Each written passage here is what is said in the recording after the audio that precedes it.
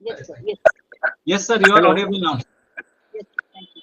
हाँ sir. Yes, sir, Hello. now you are audible. Thank you, thank you. So I And welcome visible. Dr. Vijay Vadai at Sanskar Gurukul program.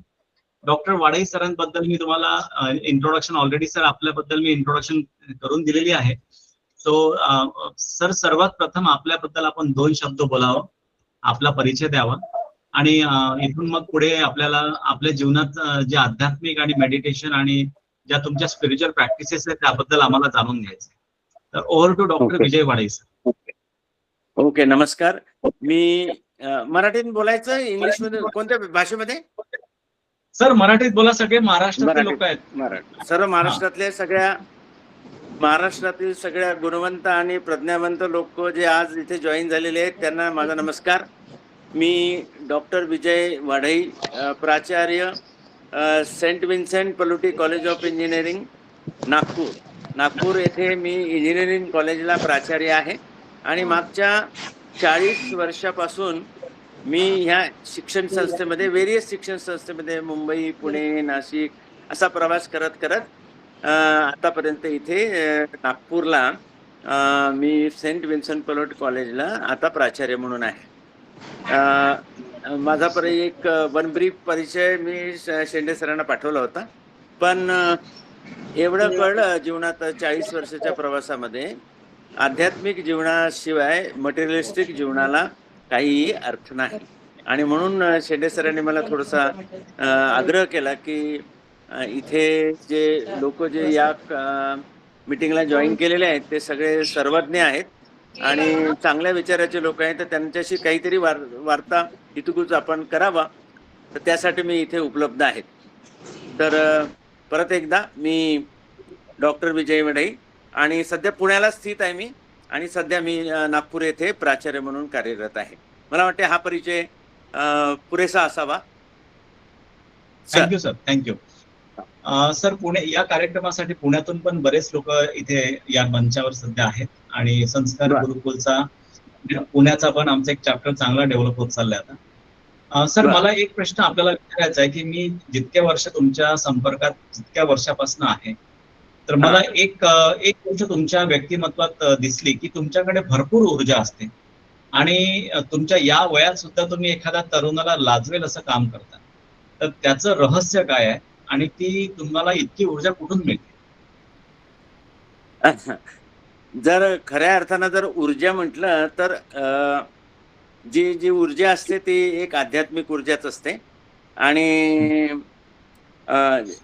आपण आपलं जे कार्य करत असतो त्याच्यामध्ये जर आपला सेवेचा भाव असेल आणि आपण इतरांची सेवा करत असेल तर सगळ्यांपासून मिळणारी ऊर्जा आपल्याला प्राप्त होते आणि आपण ऊर्जामय होतो. एनर्जी सायकोलॉजीच्या नियमाप्रमाणे आपण सगळे ऊर्जेचेच स्वरूप आहोत. तर ही ऊर्जा सतत ब्रह्मांडामध्ये सर्क्युलेट होत असते आणि ती आपल्यामध्येही असते आणि प्रत्येक जीव जंतूमध्ये ती ऊर्जा असते. काही लोकांमध्ये ती थोडीशी व्यक्त होते, काही लोकांमध्ये ती डॉर्मंट स्टेजमध्ये असते. कदाचित माझ्या जीवनामध्ये कदाचित ती ऊर्जा व्यक्त स्वरूपात वाहत असल्यामुळे कदाचित तुम्हाला त्याची प्रचिती आली असेल. पण जी एनर्जी आहे त्या एनर्जीचं स्रोत हे आध्यात्मिक स्रोतच आहे. आमच्यावर जी गुरुकृपा झाली त्या गुरुकृपेमुळेच ही एनर्जी ह्या जीवनामध्ये व्यवस्थित सर्क्युलेट होते आणि कदाचित त्यामुळे तुम्हाला कदाचित ती भासत असेल, जाणवत असेल. This is the answer for this specific question. Sir मला एक पुढचा प्रश्न आपल्याला विचारायचा आहे की आपण किती वर्षाआधी ध्यानाला सुरुवात केली आणि आपली गुरुकडनं दीक्षा कधी झाली आणि त्याचा तुमच्या जीवनावर कसा इम्पॅक्ट आला? हे सगळ्यात महत्वाचं सांगायचं म्हणजे लहानपणापासून आम्ही वारकरी संप्रदायांमध्ये वाढलो. माझे आजोबा, बाबांचे बाबा, माझ्या बाबांचं नाव मनोहर गणाजी वाडई, ते तहसीलदार म्हणून होते. ते 97 वर्षाचे असताना स्वर्गवासी झाले आणि त्यांचे वडील गणाजी वाडई हे त्यावेळेसचे चांगले स्पिरिच्युअल गुरु म्हणून त्या यवतमाळ विभागामध्ये वारकरी संप्रदायामध्ये चांगले लीड करायचे. त्यांनी लहानपणापासून आम्हाला सकाळी तुकाराम महाराजांची काकड आरती वगैरे वगैरे अशा त्या गोष्टींमध्ये आम्हाला समाविष्ट करून घेतलं असतं, त्यामुळे 12 अभंग वगैरे त्यावेळेस पाठ होते. आणि त्यावेळेस आपण कोण आहोत, सोहम कोहम हे काय आहे, ह्या शब्दाचा अर्थ आमच्या आजोबांनी आम्हाला सांगितला होता. आणि त्यावेळेस सांगितलं असतं की ते त्यांचा देहत्याग होण्याच्या पूर्वी त्यांनी सांगितलं की सोहम हा शब्द थोडासा, विजय तू लहान आहे पण या शब्दावर थोडंसं लक्ष दे. आणि म्हणून मग लहानपणापासून मग आम्ही त्या वातावरणात असल्यामुळे पुढे इंजिनिअरिंग करत असताना गुरुमाई चिदविलासानंद म्हणून आमचे गुरु, त्यांचा आम्हाला आशीर्वाद मिळाला आणि त्या आशीर्वादाप्रमाणे मग आम्हाला ध्यानाची थोडीशी आवड निर्माण झाली. आणि मग त्यावेळेस जवळजवळ आम्ही दररोज आशीर्वाद मिळाल्यानंतर, इंटेन्सिव्हच्या प्रोग्राम झाल्यानं आशीर्वाद मिळाल्यानंतर माझं ध्यान हे जवळजवळ 2-2.5 तास असं दररोज व्हायचं असतं त्यावेळेस, इन इंजिनिअरिंग 1984 पासून. तर 1984ला दीक्षा मिळाल्यानंतर मला ध्यान कसं असते आणि मग ती कुंडलिनी जागरण कशी असते, आम्ही हे 1986 मध्ये थोडंसं अनुभवलं. त्यामुळे गुरुकृपेशिवाय हे काही सर्व शक्य नाही. आणि आपल्याला असं वाटतं की आपण ध्यान करतो, पण आशीर्वाद असल्याशिवाय ते आपण पुढे जाऊ शकत नाही. तर हे ध्यानाच्या याच्यामध्ये आम्हाला जी गोडी जी निर्माण झाली ती गुरुकृपेनेच झाली. आणि that was in the year of 1984. तर this is the answer for your specific questions. ध्यानाची गोडी कधी लागली त्या संदर्भात. ध्यानामुळे आपल्या विचारशक्ती आणि निर्णय क्षमतेमध्ये कोणते बदल झाले, आणि तुम्हाला असं वाटतं का किंवा तुम्ही मागच्या इतक्या वर्षापासून निरोगी अवस्थेमध्ये जीवन जगत आहात, त्याच्यासाठी कुठली गोष्ट कारक आहे? मटेरियलिस्टिक जीवनामध्ये आपल्याला असं वाटतं की आपण सुदृढ आहोत, पण स्पिरिच्युअल आशीर्वाद असल्याशिवाय आपलं जीवन सुदृढ होऊच शकत नाही. आपण सुदृढ हे मानसिक दृष्ट्या आणि शारीरिक दृष्ट्या दोन्ही असायला पाहिजे. आणि गुरूंच्या कृपेशिवाय आपल्या मनात चांगल्या प्रकारचे विचार रुजूच शकत नाही. आणि आपल्या पर्सनॅलिटीमध्ये चांगले विचार येण्यासाठी, आपल्या व्यक्तिमत्वामध्ये सगळे चांगले विचार भिनून जाण्यासाठी हे गुरूंची कृपा असावी लागते. आणि गुरूंची कृपा असण्यासाठी आपल्याला गुरुविषयी थोडीशी आस्था असायला पाहिजे आणि संपूर्ण विश्वास पाहिजे. आणि ज्यावेळेस गुरूंचा आशीर्वाद आपल्याला वेगवेगळ्या प्रकारचा मिळत असतो, कधी कधी प्रत्यक्षरित्या मिळत असतं, कधी कधी अप्रत्यक्षरित्या मिळत असतात. तर मला जी गुरूंची कृपा झाली ती गुरूंची कृपा प्रत्यक्ष रूपामध्ये आणि डायरेक्ट शक्तिपात म्हणून झाली. आणि त्यामुळे हे जीवन जगत असताना आम्ही ते शिष्यत्व पत्करलं होतं. तर त्यावेळेस आम्ही त्या गुरुला सांगितलं होतं की जर मी ह्या मटेरियलिस्टिक जीवनामध्ये यशस्वी जर व्हायचं असेल आणि मी तुमचा खरा शिष्य असेल तर मला त्याची प्रचिती यायला पाहिजे. मग असं जनरली काय, ज्यावेळेस त्यावेळेस BE झाल्यानंतर आम्ही त्यावेळेस ME करतो, तो मी पोस्ट ग्रॅज्युएट करतो ते इंजिनिअरिंगमध्ये. आणि त्यावेळेस मी सांगितलं होतं जर मी खरंच स्पिरिच्युअल व्यक्ती आहे, आध्यात्मिक व्यक्ती आहे, तर मला या मटेरियलिस्टिक जीवनामध्ये सुद्धा मला यश मिळायला पाहिजे.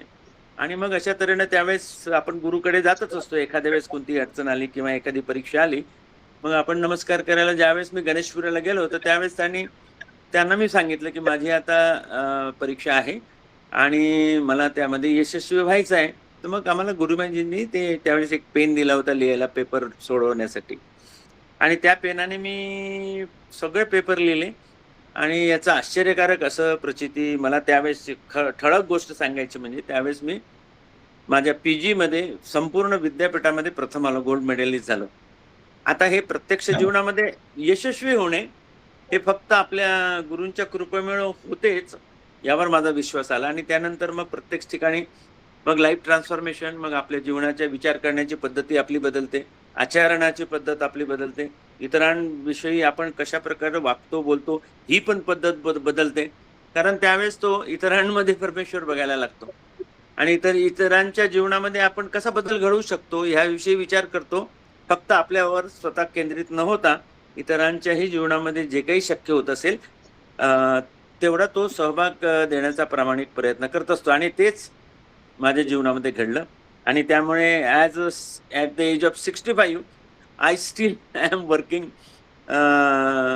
As a principal. आणि पुन्हा एकदा वेगवेगळ्या अपॉइंटमेंट ऑपॉर्च्युनिटीज ह्या कंटिन्युअस येत असतात. की मी रिटायर कधीच होत नाही असं मला वाटतं. कारण एक ना एक असाइनमेंट झाली की दुसरी असाइनमेंट आपोआप आपल्यासाठी तयार होऊन राहते. आता जनरली हे मटेरियलिस्टिक जीवनामध्ये कसं असतं की हेच झालं की तुम्हाला रिटायर व्हावं लागतं एका विशिष्ट पदापासून. परंतु काम हे एवढं कंटिन्युअस येत असतं, मी तर याचं पूर्ण श्रेय गुरुकृपेलाच देत असतो. आणि आपल्या जेवढे काही आपण कार्य करत असताना आपल्या कार्यामध्ये शुद्धता असायला पाहिजे. आणि ही शुद्धता फक्त गुरुकृपेमुळे आणि आध्यात्मिक जीवनाच्या आचरण आणि विचार जे जर आपण व्यवस्थित जर अंगीकारले तरच ही आपली एनर्जी आणि हे आपलं व्यक्तिमत्व घडतं. सर, मी आपल्यासोबत जितका वेळ घालवला त्यावेळेस तुम्ही एक वाक्य नेहमी मला म्हणायचे की महाकालीची कृपा, महाकालीची कृपा. तर तुम्ही कलकत्ताच्या देवीच्या महाकालीच्या संपर्कात कसे आले आणि महाकालीने आपल्यावर कशी कृपा दृष्टी केली? ते एक थोडीशी चांगली घटना आहे. ज्यावेळेस मी प्रोफेसर होतो आणि हेड ऑफ डिपार्टमेंट म्हणून मुंबईला होतो आणि त्यावेळेस मी IIT मध्ये काही प्रोफेसर सोबत काम करत होतो माझ्या PhDच्या निमित्ताने. आणि नवीन एक विषय होता आता आत्ताच्या सध्या जीवन भारतामध्ये चिप डिझायनिंग म्हणून आता सध्या आहे, जे VLSI किंवा चिप डिझायनिंग जे छोट्या चिप बनवतात. तर त्या क्षेत्रामध्ये मी कार्य करत होतो IITच्या काही प्रोफेसर सोबत. तर त्यावेळेस हा सब्जेक्ट नवीन होता, पण नवीन असल्यामुळे थोडंसं चॅलेंज म्हणून हा सब्जेक्ट घेतला होता. तर त्याची जी कॉन्फरन्स होती, त्या नवीन विषयाची कॉन्फरन्स जगातली ती कलकत्त्याला सायन्स सेंटरला होती. तर तिथे मला मग माझे काही तिथले विद्यार्थी होते. सर म्हणे या कॉन्फरन्सला तुम्ही जात असाल तर मी तुमचं स्वागत आणि व्यवस्था करतो. त्याला मी सांगितलं की कलकत्त्याला जात असेल कॉन्फरन्सला असेल तर तिथे रामकृष्ण परमहंसाचा मठ आहे तिथे आणि तिथे दक्षिणेश्वर मंदिर आहे आणि ते बेलूर मठ आहे. तर त्या ठिकाणी मला जायची अशी इच्छा व्यक्त केली. तर त्या माझ्या विद्यार्थ्यांनी सगळी व्यवस्था केली तिथे. आणि रामकृष्णांच्या ज्या मंदिरामध्ये त्यांना काली मातेचं दर्शन झालं त्याच ठिकाणी मला जाण्याची संधी मिळाली. आणि मी त्यावेळेस मग संकल्पना केली की जर रामकृष्ण परमहंसांना जर प्रत्यक्ष रूपात जर काली मातेनं दर्शन दिलं तर आपल्याला दर्शन जरी नाही झालं तरी आपल्यावर कृपा व्हावी. कारण आपण तेवढे पात्र नव्हतो, ते आपण साधारण व्यक्ती होतो, पण इच्छा दृढ अशी होती की त्या ठिकाणी जाऊन नमस्कार केला आपण. आणि त्यावेळेस फॉर्च्युनेटली आता खूप गर्दी असतं. त्यावेळेस मला मंदिरामध्ये कमीत कमी 1 तास ध्यान करण्याचा मला योग आला आणि त्यावेळेस I got the blessing from there.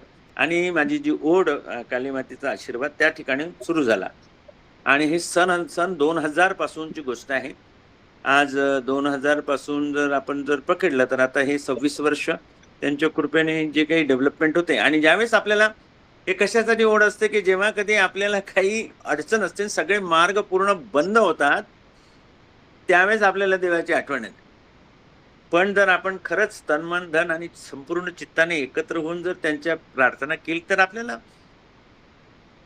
परमेश्वराचा आशीर्वाद मिळतोच. आणि तशा प्रकारे मला थोडंसं काली मातेच्या ध्यान साधनेची किंवा त्यांची ओढ आणि त्यांच्याशी कनेक्टेड राहण्याचा प्रसंग येतो. आणि असा एकही दिवस नसतो तेव्हापासून, मागच्या 26 वर्षापासून, की त्यांच्या आज्ञेशिवाय आपण हे दिनचर्या सुरू केलेली आहे.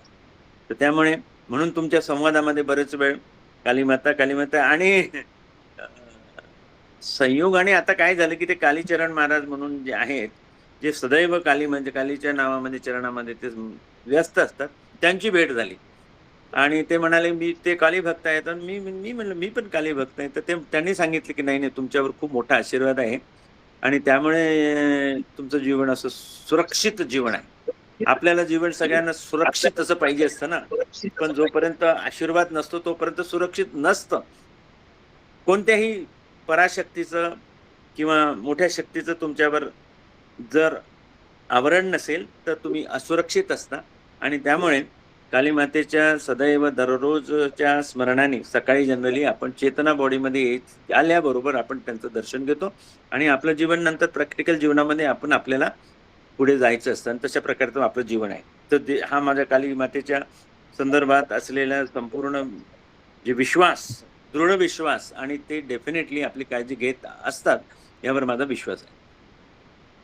बघा, सरांच्या मार्गदर्शनाखाली इतक्या लोकांनी PhD केली, इतके पेपर पब्लिश झाले, हजारो विद्यार्थ्यांनी, ज्या व्यक्तीने आपलं आयुष्य घडवलं, त्यांनी आता एक खूप महत्वाचं स्टेटमेंट दिलं की जोपर्यंत तुमच्यावर एखाद्या शक्तीचा आवरण राहत नाही तोपर्यंत तुम्ही सुरक्षित नसता. हे अंडरलाईन स्टेटमेंट आहे. सर, आजच्या पिढीला, विद्यार्थ्यांना तुम्ही याला काय सूचना द्याल? त्यांना, मुलांना काय द्याल? त्यांनी कसं आपलं एज्युकेशन आणि याला सांगड कशी घातली अध्यात्माची?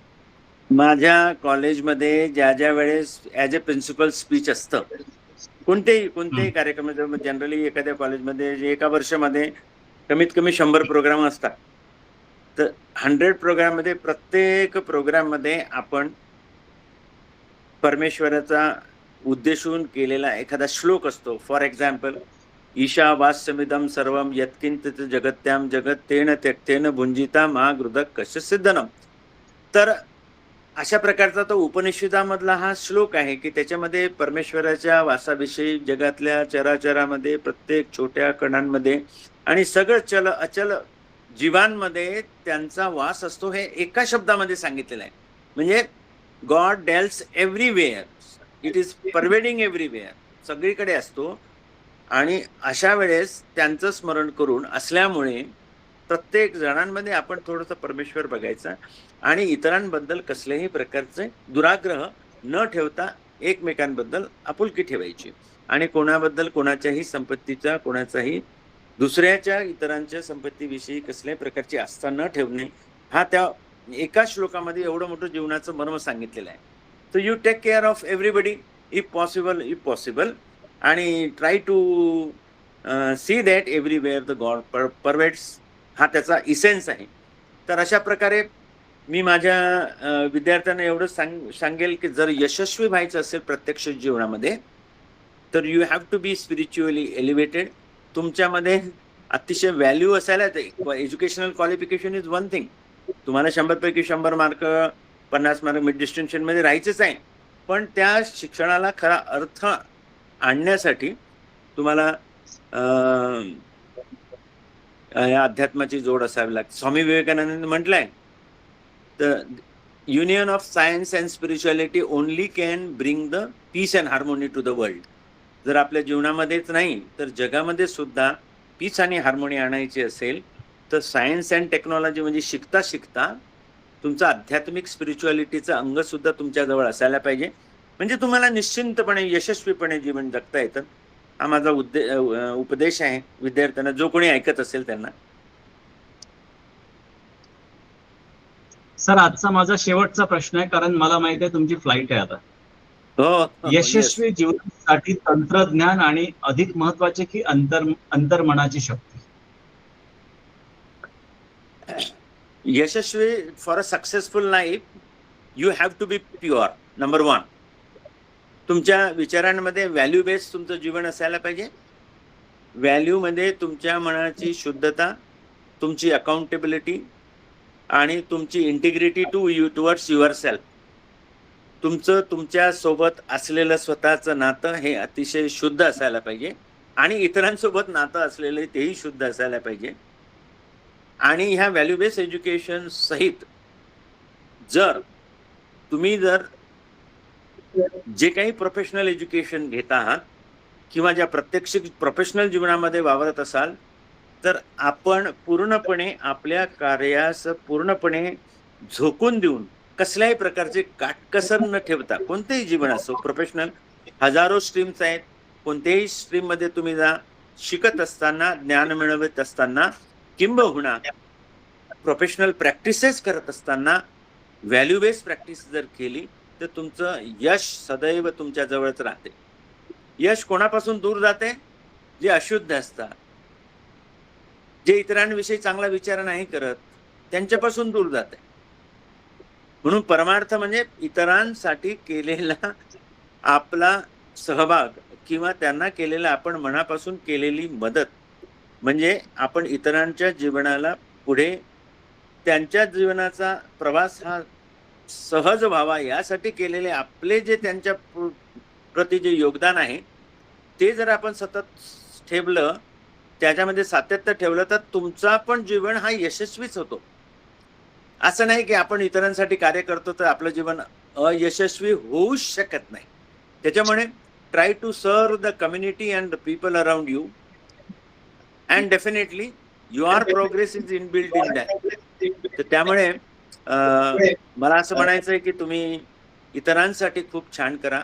तुमचं कार्य प्रोफेशनल असो, प्रोफेशनल जे आहे तर सर्वज्ञ, तुमचं maturity of your knowledge should be very high, आणि त्याची मॅच्युरिटी करत असताना मनापासून ती सेवा. फॉर एक्झाम्पल, एखादे डॉक्टर एखादे ऑपरेशन्स करत असतील, त्यांचं हे ध्येय असायला पाहिजे की या पेशंटला मी दुरुस्त करणार, आणि त्या ठिकाणी सुद्धा प्रार्थना करतात की हे जे माझ्या हातून गेलेले काही ऑपरेशन्स किंवा जे काही सेवा करतो त्याला फलद्रुपीत हो म्हणून अशी प्रार्थना करतात. आणि that is the essence as per the direction of. आपण जर जोई डिस्पेन्झा म्हणून नावाचे डॉक्टर आहेत, जगातले पहिल्या नंबरचे मेडिकल शास्त्रज्ञ आहे, ज्यांनी हे स्पिरिच्युअलिटी आणि मेडिकल सायन्स एकत्र करून जे प्रूव्ह केलं, त्याच्यामध्ये हेच केलेलं आहे की जर तुमच्या मनापासून शुद्ध अंतःकरणाने आपण जर सेवा किंवा प्रोफेशनलिझम किंवा प्रोफेशनल लाईफ जर आपण जगत असेल आणि आपले इच्छा इंटेंट हा पूर्ण व्यवस्थित पूर्ण परमेश्वराला समर्पित करून जर आपण सेवा करत असू तर तुमच्या जीवनामध्ये यश आणि यशच राहते, दुसरं काहीच नाही. त्यामुळे आय थिंक दॅट असे पुष्कळ असे सेंट किंवा ऋषी महर्षी आणि आताचे जे सायंटिस्ट आहेत, those who are aligned to the mind, soul and body, which is dedicated for the sake of people and serving them with a pure heart, I think that your life is elevated. आणि तुम्हाला कशाच प्रकारचा संताप नाही होत आणि मनस्ताप नाही होत. मस्त आनंदाने छान तुमची शरीर प्रकृती मानसिक स्वास्थ्य सगळं व्यवस्थित छान असतं, आणि त्याला आपण यशस्वी जीवन असं म्हणूया. Hope I have answered this question properly. Thank you sir. तुम्ही इतक्या बिझी शेड्यूल मधनं, म्हणजे मला आय वॉज नॉट नोईंग की तुमची आजच फ्लाईट आहे, अदरवाईज मी तुमचा पुढचा सॅटर्डे बुक केला असता.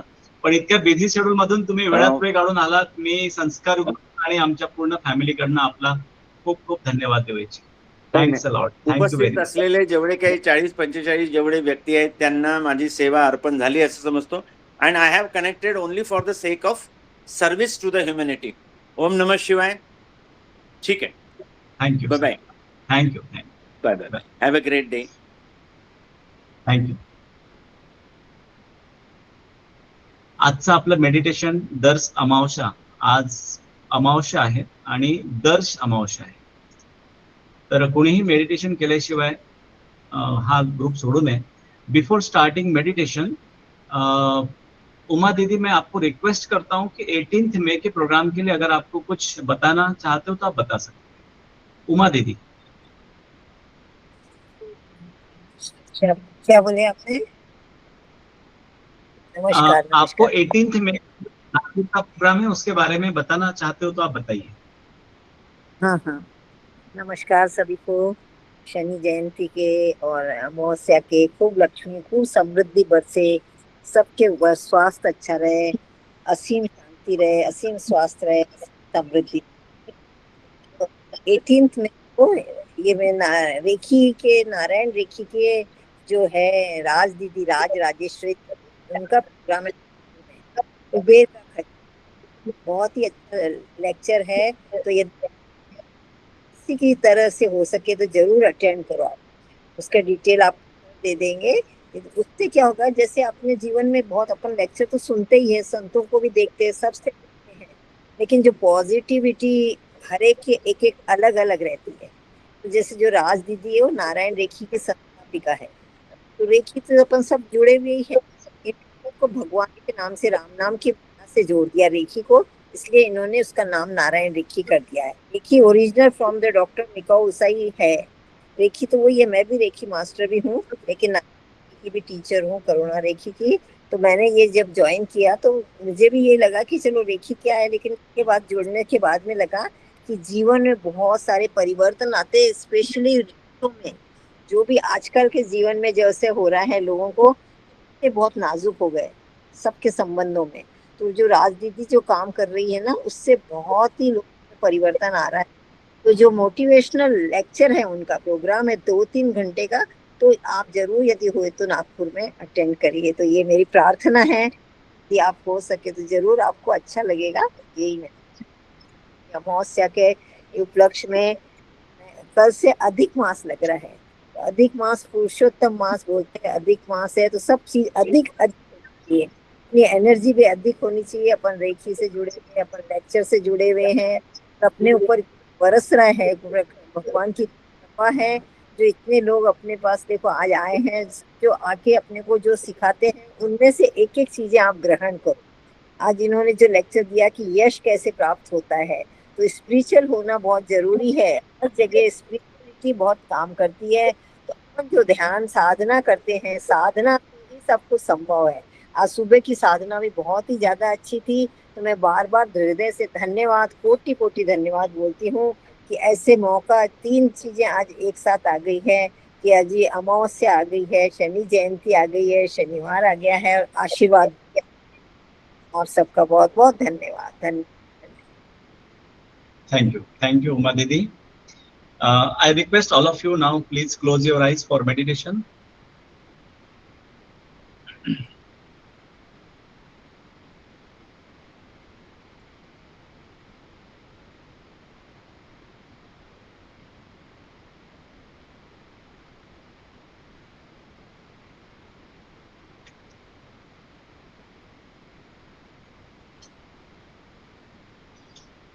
आराम से बैठ जाइए, रिलैक्स पोजीशन में।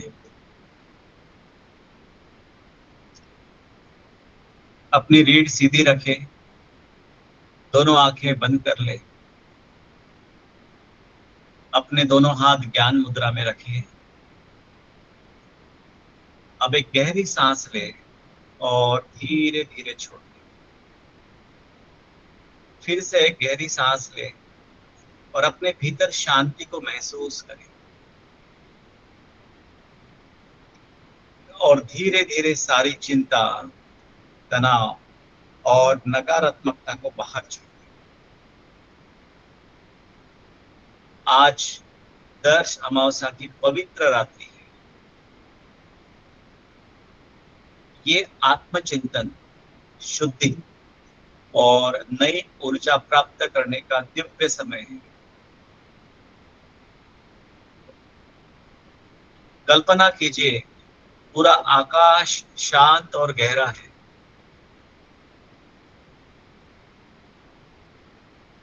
चारों ओर दिव्य मौन फैला हुआ है। इस मौन में आप अपने वास्तविक स्वरूप के निकट जा रहे हैं।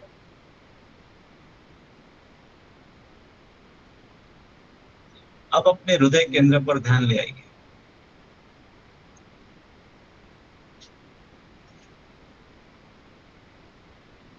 वहां एक छोटा सा दिव्य प्रकाश दिखाई दे रहा है। धीरे धीरे ये प्रकाश बढ़ रहा है।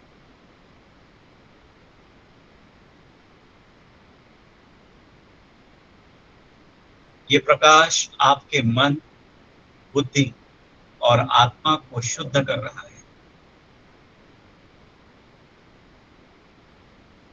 अब मन ही मन बोले, मैं शुद्ध आत्मा हूं, मैं शांत स्वरूप, मेरे भीतर दिव्य शक्ति प्रवाहित हो रही है। अमावस्या का ये अंधकार अब आपकी सारी नकारात्मक ऊर्जा को अपने भीतर से समाहित कर रहा है। आपके भय, तनाव, क्रोध, पुराने दुख धीरे धीरे समाप्त हो रहे हैं।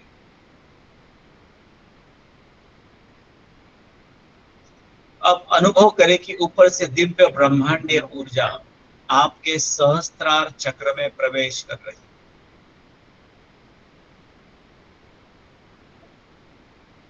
है। एक सफेद गोल्डन लाइट पूरे शरीर में फैल रहा है।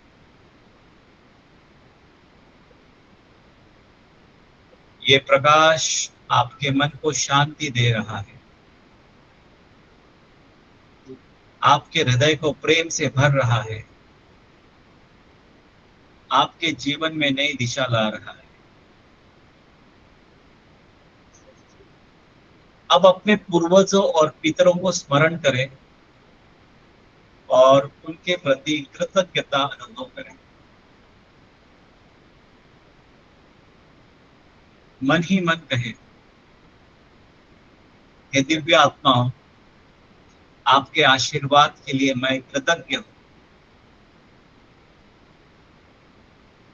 कृपया मेरे जीवन को सद्बुद्धि, शांति और समृद्धि से भर दें।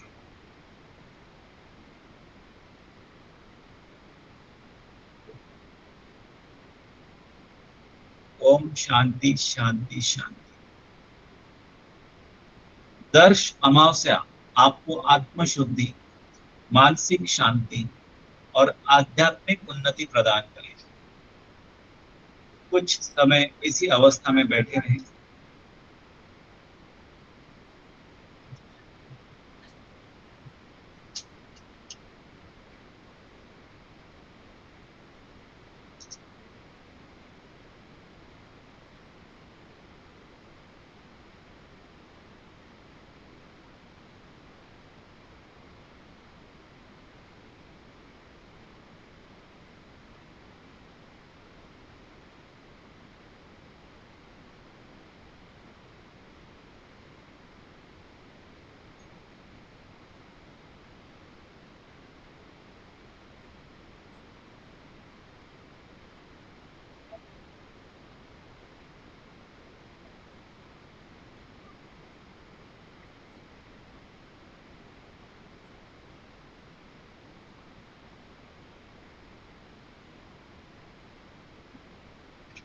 धीरे धीरे अपना ध्यान सामान्य करें।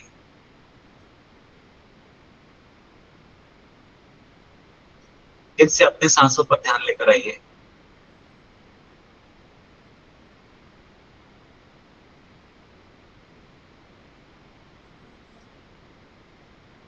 अपने शरीर को महसूस करें और जब तैयार हो तो धीरे धीरे अपनी आंखें भी खोल सकते हैं। दोनों हाथ चेहरे पर से 3 बार घुमा दें।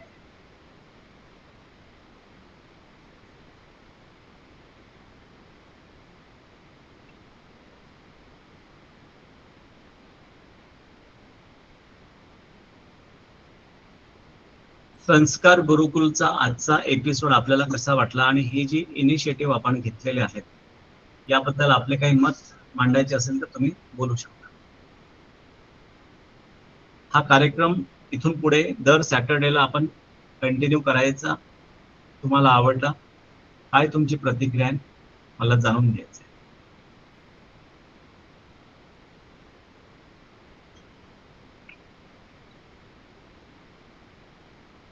वडई सरांचं हे जे काही हे त्यांनी जे काही विचार व्यक्त केले त्याचं मला वाटतं आपण रेकॉर्डिंग केलेलं असावं असं मला वाटतं।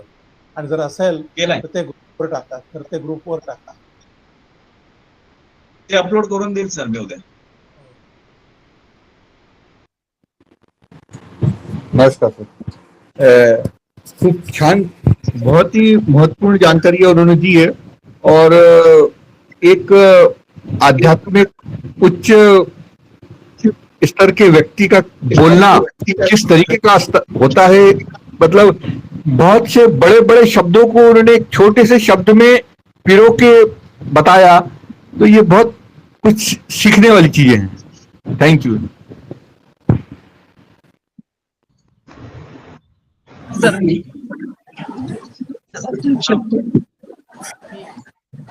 नमस्कार सर। बोला बोला माधवी सर, वडाई सरांना मी खूप आधीपासून ओळखते, आमचे चांगले मित्र आहेत, पण ही बाजू माहित नव्हती। आज आम्हाला ती खूपच छान वाटलं त्यांचा ही बाजू ऐकून पण। सो थँक्यू पुन्हा एकदा की म्हणजे एकच व्यक्ती आपल्या अवतीभोवती असतो पण त्याची दुसरी बाजू आपल्याला माहित नसते आणि किती छोट्या छोट्या गोष्टी त्यांनी अगदी सोप्या करून सांगितल्या। म्हणजे आम्ही एरवी बोलत असतो पण हा विषय आमचा कधीच आला नाही त्यांच्याशी। सो थँक्यू, आम्हाला ते समजलं। हो, ग्रेट। सर प्रत्येक सॅटर्डेला ना तुम्ही काहीतरी नवीन व्यक्तिमत्व इथे आणता आणि आम्हाला म्हणजे भेटून देता आणि म्हणजे मी एक्सपेक्ट नव्हतं केलं की म्हणजे इतक्या साऱ्या लोकांची एनर्जी म्हणजे इथनं आम्हाला कळते आहे आणि म्हणजे मी काय म्हणून मला शब्द सुचत नाहीये म्हणजे काय थँक्यूच म्हणावं लागेल मला की मी एक्सपेक्ट नव्हता केला होता की इतक्या सगळ्या लोकांना मी इन्फ्लुएंट त्यांना बघून त्यांचे जे विचार आहे ते ऐकून म्हणजे स्वतःवर इम्प्लिमेंट कसं करावं हे सगळं मी शिकते आहे. Thank you so much sir. Thank you thank you. मला बोलायचंय. बोला वर्षाताई. सर्वांना नमस्कार. आपल्या संस्कार गुरुकुल या प्लॅटफॉर्मवर तुम्ही जे आता हे दर शनिवारी एखाद्या मोठ्या व्यक्तीला आणून त्यांचे अनुभव आमच्यासोबत जे शेअर करायची पद्धत चालू केली आहे ती खूपच छान आहे.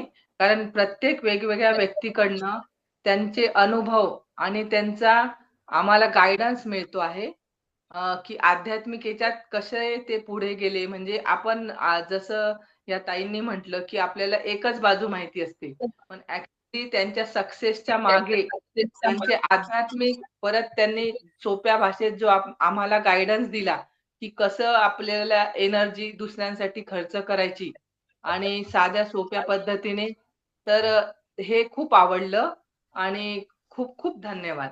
आम्हाला त्यांच्या अनुभवावरून म्हणजे प्रत्येक व्यक्तीच्या वेगवेगळ्या अनुभवावरून आम्हाला शिकायला मिळतंय. Thank you very much.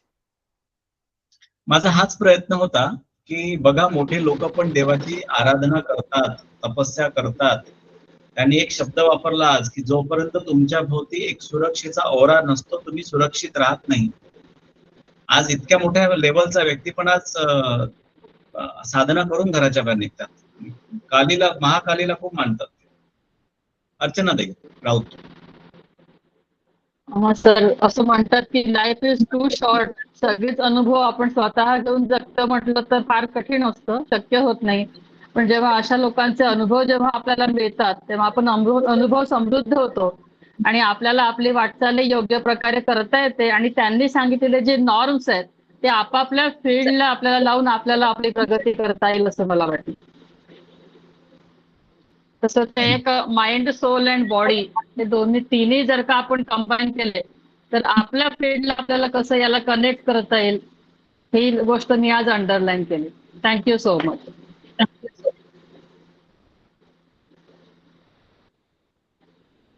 चालेल, तर ठीक है. हाँ बोला, कामाक्षी बोलिए.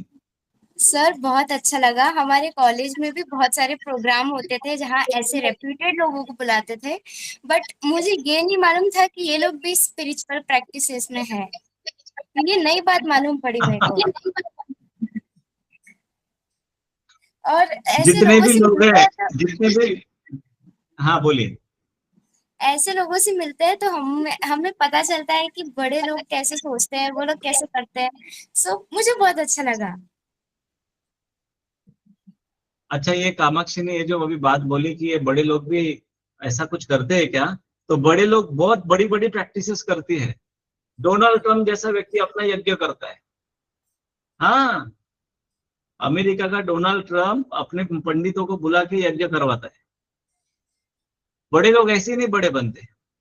ये तो अपन अपना देश में संस्कृति को छोड़ रहे हैं और बाहर के लोग अपना रहे हैं. और जितने भी बड़े बड़े बड़े लोग हैं ना, वो सब यज्ञ यगादि और साधना तपस्या करते. चाहे मोदी जी रहे, चाहे अमित शाह जी रहे, सब लोग करते हैं, तभी वो बड़े बनते हैं. बड़े शक्ति का जब तक तुम्हारे ऊपर वरदहस्त नहीं रहता तुम बड़े नहीं बन सकते जीवन में. परमात्मा के लिए जो समय निकालेगा, एक कहावत है, अगर ऊपर वाला मेहरबान तो गधा पहलवान. ऊपर वाला किस पर अगर मेहरबान हो गया तो सामान्य व्यक्ति को भी रंग का राजा बना सकता है. लेकिन समय निकालना पड़ता है. इसमें समय कहाँ निकालते, लोग सो के रहते हैं, आलस में पड़े रहते हैं. परमात्मा को चाहिए कि तू जागते रहे. जो जागत है वो पावत है, जो सोवत है वो खोवत है. ब्रह्म मुहूर्त पे उठना चाहिए. अगर तकदीर और भाग्य की रेखा और धन प्राप्त करना है तो सुबह ब्रह्म मुहूर्त पे उठो. अगर जो व्यक्ति सूर्य नारायण के बाद भी सो रहा है उसका भाग्य भी सो जाता है। इसलिए सुबह 5 बजे उठ जाना चाहिए और ऐसे मौके नहीं गंवाना चाहिए जैसा आज का मौका है। दर्श अमावस्या, शनिवार, शनि जयंती, बहुत कुछ प्राप्त किया जा सकता है, लेकिन प्राप्त करने वाला चाहिए। भगवान सबको समय देता है, सबको अपॉर्चुनिटीज देता है, लेकिन कोई सो के रहता है, कोई जाग जाता है। इतना ही फर्क है और कुछ नहीं। और जो जागता है उसका भाग्य चमक जाता है। अजून कोणाला बोलायचंय? सर, आता आपण वैशाख महिन्यामध्ये हे केलं ना, म्हणजे सकाळी 5:30च्या आधी तुळशीला पाणी आणि सगळं केलं. आता नवीन काहीतरी करावं लागेल ना आता पुन्हा आपला संकल्प.